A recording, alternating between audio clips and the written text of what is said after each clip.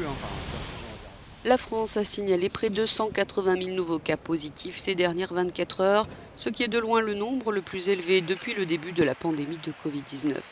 Les chiffres s'envolent, mais le gouvernement français table sur le fait qu'ils ne vont pas se traduire par une saturation des hôpitaux et continue de miser sur les rappels vaccinaux et de nouvelles mesures sanitaires à partir de la semaine prochaine.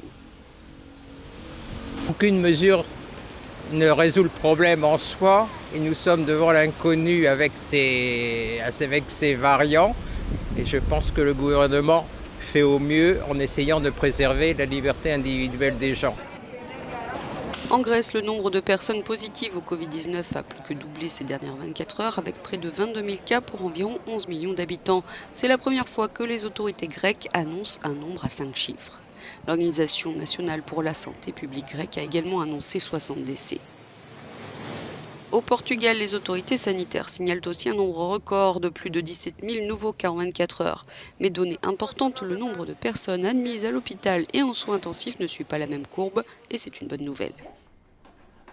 En Pologne, le nombre de nouveaux cas quotidiens de Covid-19 a lui récemment chuté de 30% et seulement 25 cas du nouveau variant Omicron ont été confirmés. Aujourd'hui, nous pouvons constater que malgré le risque croissant de contamination par le variant Omicron, le nombre de nouveaux cas en Pologne n'augmente pas après Noël. Donc aujourd'hui, j'insiste, je dis bien aujourd'hui, nous ne prévoyons pas d'introduire de nouvelles restrictions cette semaine. Et puis en Belgique, le Conseil d'État a suspendu la récente décision du gouvernement de fermer théâtres et salles de spectacle, estimant que la dangerosité de ces lieux, en particulier pour la propagation du Covid, n'a pas été démontrée.